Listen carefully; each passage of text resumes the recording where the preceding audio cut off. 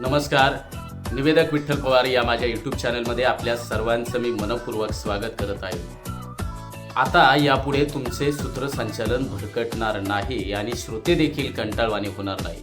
हा आजचा घटक आहे. या घटकाबद्दल आपल्याला थोडक्यात मी माहिती देतो. जर सूत्रसंचालकाने कार्यक्रमाच्या अगोदर 1 ते 2 दिवस आपल्याला सूत्रसंचालनाच्या त्या कार्यक्रमामध्ये काय बोलायचंय, कसं बोलायचंय, कोणत्या ठिकाणी कोणते शब्द, कोणती वाक्य, कोणत्या चारोळ्या, कोणती काव्यपंक्ती, कोणती सुभाषितं वापरायची आहेत, हे सूत्रसंचालकाने अगोदर मनात आपल्या घरी याचा जर सराव केला आणि सराव केल्यानंतर प्रत्यक्ष कार्यक्रमामध्ये तुम्हाला योग्य ते तुम्ही बोलला तर तुमचं सूत्रसंचालन भरकटणार नाही, विषयांतर होणार नाही.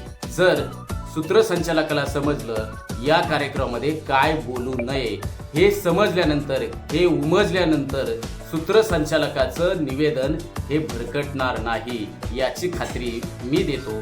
कारण कार्यक्रम कोणता आहे आणि त्या कार्यक्रमाला अनुरूप आपल्याला कोणत्या ठिकाणी किती वेळ आणि कसं बोलायचंय याचा आराखडा सूत्रसंचालकाने आपल्या मनात अर्थात आपल्या घरी याचा जर सराव आपण केला तर तुमचं सूत्रसंचालन यापुढे भरकटणार नाही याची खात्री मी देतो. आणि तुमच्या अचूक सूत्रसंचालनामुळे श्रोत्यांना देखील ताजेतवाने, श्रोते देखील उत्साही आनंदी होतील आणि सूत्रसंचालक पुढे काय बोलणार आहे याची श्रोत्यांना उत्कंठा लागेल. म्हणून सूत्रसंचालकांना निवेदनामध्ये काय बोलायचं नाही हे समजल्यानंतर तुमचं सूत्रसंचालन भरकटणार नाही.